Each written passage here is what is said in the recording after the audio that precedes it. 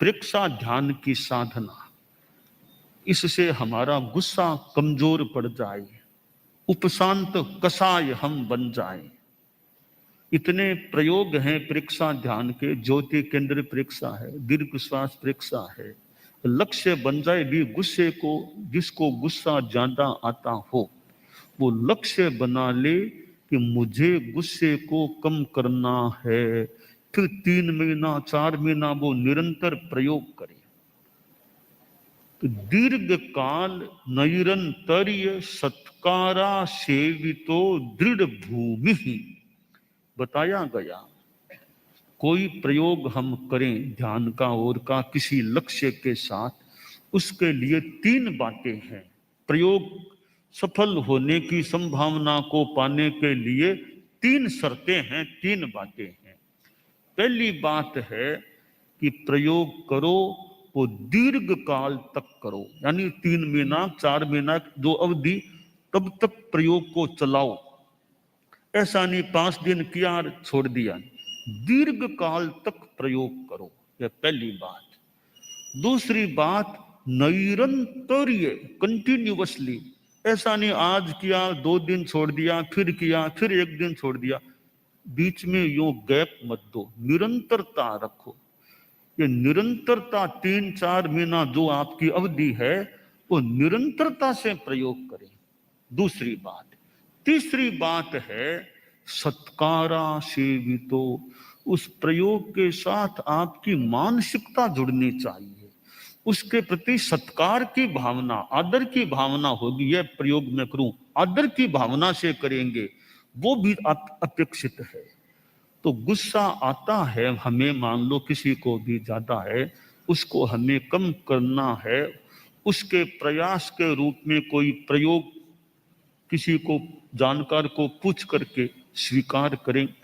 जैसे हमारे ज्योति केंद्र प्रेक्षा है, दीर्घ श्वास है, कोई अनुप्रेक्षा है, कोई आगम का सुक्त लेकर के उस पर ध्यान करना है, पाठ करना है, तो वो प्रयोग करो। तो दीर्घ काल तक करो, निरंतर करो और सत्कार की भावना से करो, श्रद्धा सम्मान की भावना से करो।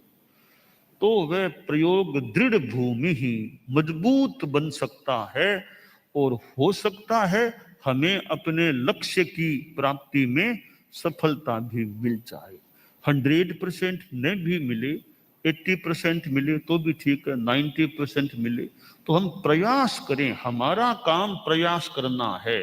कदाचित सफलता नहीं भी मिले तो कोई बात नहीं, हमारा काम प्रयास करना है, वो हमने कर लिया। सफलता कदाचित न मिले तो न मिले, हमने अपना काम कर लिया। डॉक्टर दवाई देता है, जो कोर्स बताए इतने दिनों तक दवाई लेना है, बीच में छोड़ते रहते हैं तो वो दवाई का पूरा कोर्स नहीं होता है, तो पूरा लाभ न भी मिले।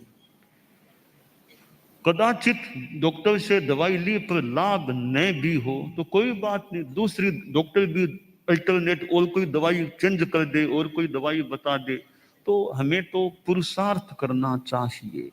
तो यह प्रेक्षा ध्यान है, वो हमारे कसाय को शांत करे। वो बहुत बड़ी उपलब्धि, और उपलब्धियां तो कोई मेरे ख्याल में कोई कह दे भी वो लब्धि मिल गई, वो वे बातें हो सकती है, एक सीमा तक उनका कोई महत्व हो तो हो। मैं तो बड़ा लाभ मानता हूं, कसाय हमारे शांत हो जाते हैं। बहुत बड़ी लब्धि उपलब्धि कुछ भी कह दो, वो हमें प्राप्त हो जाती है। साथ साथ में शारीरिक स्वास्थ्य का भी लाभ, जैसा मैंने कहा भी था, वो भी ध्यान के शिविर से, ध्यान के अभ्यास से, संयम की साधना से शारीरिक स्वास्थ्य का भी लाभ मिल सकता है। पर शारीरिक स्वास्थ्य एक चीज है, बड़ा लाभ है वो कसाय का शांत होना, वो बड़ा लाभ है। तो यह आयारों में जो यह गुस्से की बात आई है, तो यह गुस्सा हमारा एक अनादिकाल से आदमी के साथ, प्राणी के साथ यह कोह गुस्सा जुड़ा हुआ है। इस अनादिकाल का जो एक सहचर है उसको निकालना थोड़ा काम कठिन हो सकता है, पर प्रयास करें, कठिन काम भी संभव हो सकता है। या कठिन काम करना भी तो बड़ी बात है। एक संत के पास बच्चा आ गया, 10-12 बरस का, थोड़ा गुस्सेल बच्चा था। तो माँ ने कहा, महाराज इसको समझाओ, थोड़ा गुस्सा कम करे, ये गुस्से को कम कर ले। तो संत ने बच्चे से पूछा कि तुम कठिन काम करना चाहोगे कि आसान काम करना चाहोगे? तो आसान काम का क्या करना, मैं तो जीवन में कठिन काम करना चाहता हूं। तब संत ने कहा, कोई तुम्हें कुछ बोल दे तो वापिस यूं गुस्से में जवाब देना, वो आसान काम है, वो कठिन काम है, या कही गई बात को सहन कर लेना कठिन काम है? सोच के बोला, भी सहन करना कठिन काम है। तो तुमने कहा था ना कि जीवन में कठिन काम करना चाहता हूं, यह कठिन काम करना शुरू करो। कोई तुम्हें कुछ भी कह दे, उसको सहन करना, गुस्सा नहीं करना, शांति में रहना, यह कठिन काम का। महाराज मैंने जबान दी है, मैं कठिन काम का प्रयास करूंगा। थोड़ा अभ्यास किया कि कोई कुछ भी बोल दे, मुझे वापिस गुस्से में नहीं बोलना। थोड़े दिनों में गुस्से की प्रकृति भी बदल गई, एक शांतिमान, शांति वाला बच्चा बन गया।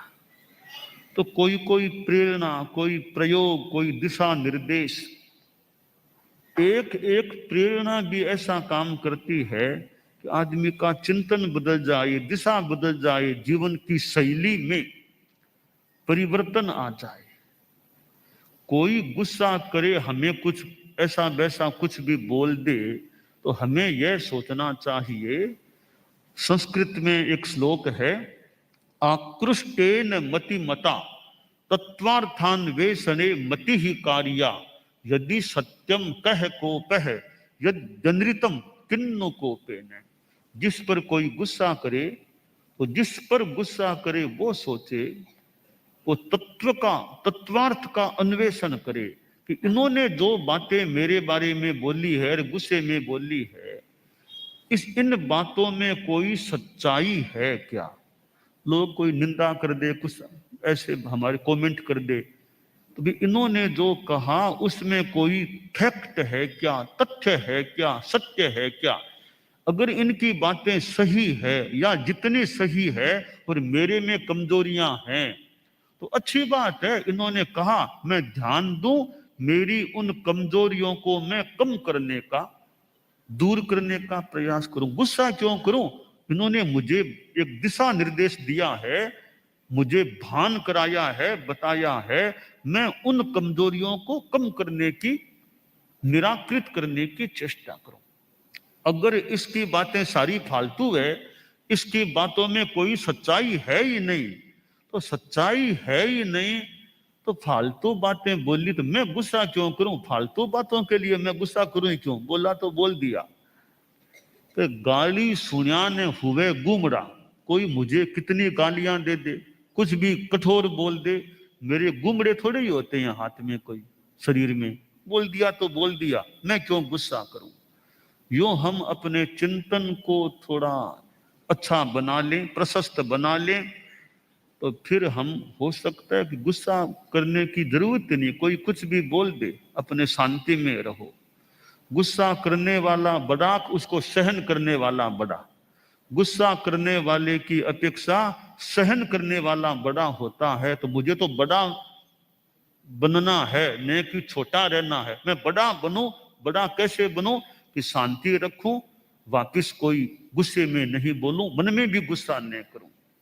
तो आगम की जो ये वाणी है, वयसावि एगे बुइया कुपंति मानवा, ये कई लोग कठोर वचन कहे जाने पर, प्रतिकूल वचन कहे जाने पर कुपित हो जाते हैं, गुस्से में हो जाते हैं।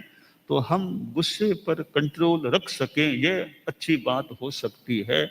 तो प्रेक्षा ध्यान के द्वारा हम कसायों को, कोह, मान, माया, लोभ, इनको सब साइड उपशांत करने का, कृष रखने का, प्रतनु रखने का प्रयास करें, यह हमारे लिए अच्छी बात हो सकती है। दानान सिद्धम